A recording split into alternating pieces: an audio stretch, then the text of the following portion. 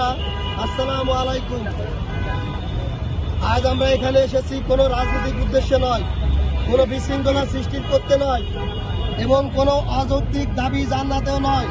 আজ আমরা এখানে এসেছি আমাদের কষ্টার্জিত আমানতের নিরাপত্তা, ব্যাংকিং খাতের ভবিষ্যৎ এবং দেশের অর্থনৈতিক স্থিতিশীলতা নিয়ে গভীর উদ্বেগ জানাতে।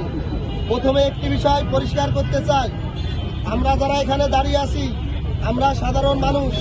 আমাদের মধ্যে আছেন অবসরপ্রাপ্ত শিক্ষক, অসুস্থ রোগী ও শিশু, ক্ষুদ্র ব্যবসায়ী, চাকরিজীবী, গৃহিণী, মেধাবী ছাত্রছাত্রী, রেমিটেন্স যোদ্ধা ও তার পরিবার, চিকিৎসা ব্যয়ের জন্য টাকা জমিয়ে রাখা বাবা মা, সন্তানের পড়াশোনার জন্য সঞ্চয় করা পরিবার, বিধবা স্ত্রী যার দৈনিক খরচের একমাত্র অবলম্বন মৃত স্বামীর ব্যাংকে জমাকৃত সঞ্চয়, সেই রেমিটেন্স যোদ্ধা যে পরিবার থেকে বছরের পর বছর দূরে রয়েছে আয় উপার্জন ও সঞ্চয়ের জন্য।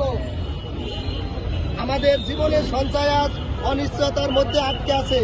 আজকের সংকট কোনো হঠাৎ ঘটনা নয়। সম্মানিত সাংবাদিকবৃন্দ, আপনাদের সামনে আমরা একটি তথ্যচিত্র তুলে ধরেছি যা বাংলাদেশ ব্যাংকের তথ্যের ভিত্তিতে তৈরি।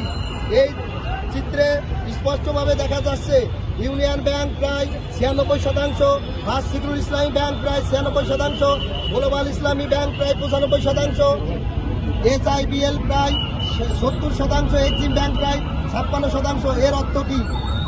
কিছু ব্যাংক 100 টাকার মধ্যে 95-99 টাকা ঋণ ফেরত আসছে না। প্রশ্ন হচ্ছে, এই ক্ষতির বোঝা কে বহন করছে? ঋণ খেলাপিরা নয়, বোঝা বহন করছে ক্ষুদ্র ও মাঝারি আমানতকারী ও ব্যবসায়ী এবং শেষ পর্যন্ত দেশের অর্থনীতি।